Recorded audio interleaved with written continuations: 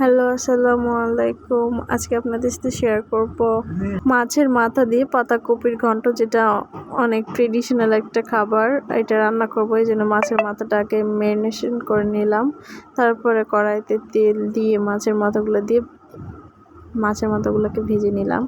লালচে লালচে করে ভেজে নেওয়ার পরে দুই পিঠি ভেজে নিতে হবে।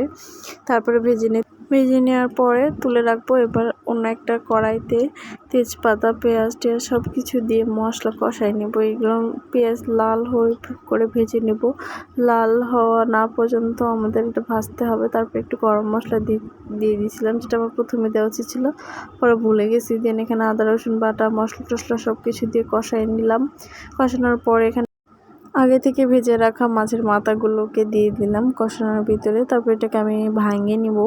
এটা ছুরির সাহায্যে একটু ভেঙে নিলাম। নেওয়ার পরে এটা মশলার সাথে ভালো করে কষে নিতে হবে। আচ্ছা, তারপরে আমি এখানে অনেক মাছের কাটা হয়েছিল, সেগুলো আমি ফেলে দিয়েছি। আসলে এগুলো একটু রুই মাছ বা কাতল মাছের মাথা দিয়ে করলে বেশি মজা লাগে। এখানে আমি অন্য একটা মাছের মাথা নিয়েছিলাম, কী মাছ সেটা আমার এখন মনে পড়ছে না। যাই হোক, তারপরে এখানে আমি হ্যাঁ, এখানে কিন্তু মশলার সাথে ভালো করে মাছটাকে কষাইতে হবে, নয়তো কিন্তু মাছের একটা আইসটা গন্ধ করবে। যাই হোক, তারপরে এখানে ওই কড়াইতে আটটা ছিল না এত কিছু, তার জন্য পরে ট্রান্সফার করছি আর এখানে একটা কড়াইতে নিলাম, বড় কড়াইতে।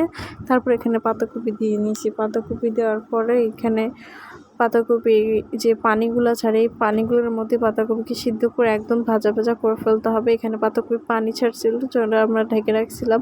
তারপরে এটা কষাইতে এই যে এরকম একটা কালার হয়ে গেল। দেন এইরকম হয়ে আসলে তখন আমরা নামিয়ে নেব। আর একটু ঘি দিয়ে নামিয়ে নিলে এটা আর একটু বেশি মজা হয়। তো এইটুকুই ছিল আমার রেসিপি। সবাই ভালো থাকবেন, টাটা।